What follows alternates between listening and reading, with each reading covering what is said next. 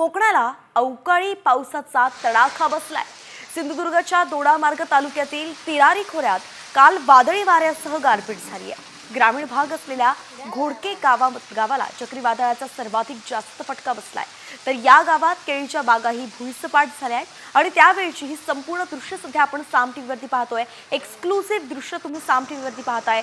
कोकणाला गारपीट झालेली आहे, अवकाळी पावसानं कोकणाला झोडपलाय आणि यावेळी केळी बागांना अतिशय जास्त फटका बसलाय, त्या भुईसपाट झाल्या।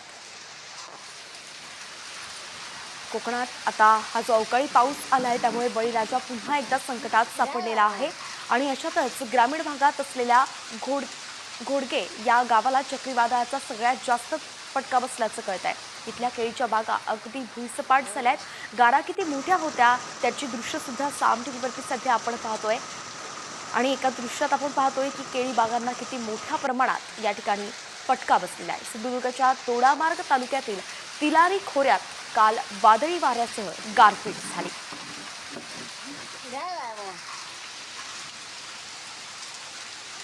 अवकाळी पावसामुळे खरं तर मोठं नुकसान होत असतं आणि बळीराजा दरवेळी अवकाळी पावसाचा सगळ्यात जास्त त्याला फटका बसत असतो।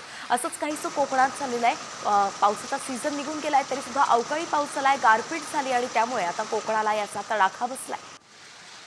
रणजित माजगावकर आपले प्रतिनिधी आपल्यासोबत जोडले गेलेत। रणजित, आपण पाहतोय कोकणातून ही संपूर्ण दृश्य समोर येते, नेमकं किती नुकसान झालंय आणि नुकसान भरपाई आता शेतकऱ्यांना मिळणार आहे का? तरी संपूर्ण कोकण पट्टा जो आहे या पट्ट्यामध्ये अवकाळी पावसाने झोडपून काढलेला आहे। या ठिकाणी अनेक ठिकाणी गारपीट झाल्याचं सुद्धा समोर आलेलं आहे। तर मुसळधार आणि जोरदार पाऊस झाल्याने या परिसरातल्या केळीची बागा असतील किंवा अन्य शेतीचं मोठ्या प्रमाणात नुकसान झालेलं आहे।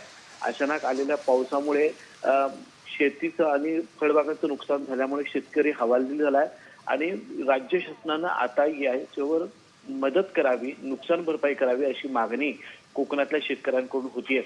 दोडा मार्ग पासून कोकणचा जो पट्टा आहे या संपूर्ण पट्ट्याला काल पावसाने जोरदार झोडपून काढल्याचं पाहायला मिळतंय। अच्छा, धन्यवाद रणजित, अगदी सविस्तर अपडेट आपण दिलेली आहे। एकंदरीतच आपण पाहतोय की मोठा फटका तर या अवकाळी पावसामुळे बसलेला आहे, मात्र आता शेतकऱ्यांची नजर लागली आहे ती नुकसान भरपाईकडे।